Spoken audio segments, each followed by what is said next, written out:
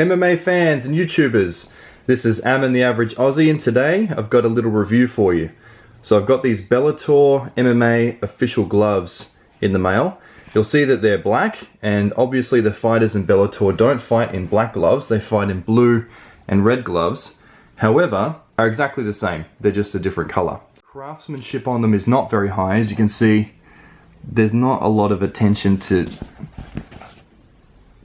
detail. They look like they're splitting at some of the seams. There's quite a few stitches that are fraying around the gloves.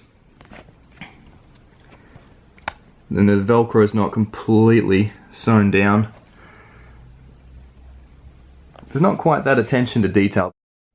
Now there is a reason why boxing gloves have that fist shape, a number of them. Some of the obvious reasons are for safety. If the hand is in that fist shape, then their hands are always set. They can throw that punch all day without worrying about the high potential of broken hands or injuries.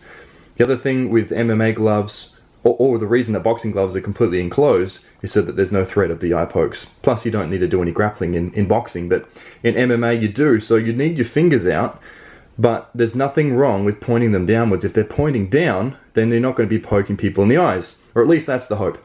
So it's much better design feature.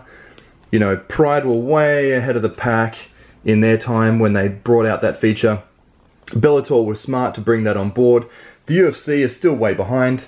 You know, these are the UFC on Fuel logos on the official UFC gloves made by Century, and almost entirely flat. It's difficult to create a fist. Yes, you would break them in before fight night, but that palm is still going to be it's going to be quite stiff when they get in the cage, and there's still going to be that tendency to have the hand outstretched and not forced into that fist shape. It's not conducive to the safety of the wearer.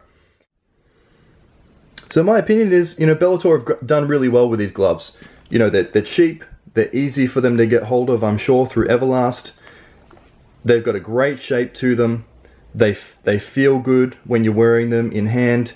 They have this technology called EverDry, which I suppose is designed to keep the hands a little bit drier, or at least wick some sweat.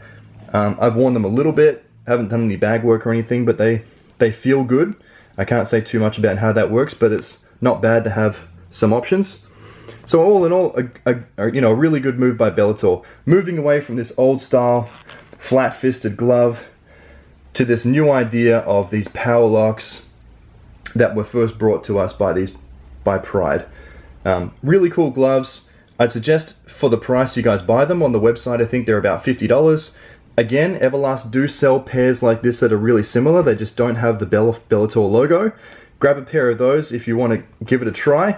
I'm sure these are great on the bag. I'm sure they're good in sparring, and I'm sure they'd last you a long time if you just wanted to play with them. So all in all, really cool pair of gloves. How do they stack up against Pride? They're good, but the Pride gloves, as far as their craftsmanship, is much better. Everything is cleaner. All the stitching is perfect. Bellator has a little bit lacking. These are cheap gloves, but great gloves. Hope you enjoy, guys. Take it easy, subscribe, like this video, and more coming soon.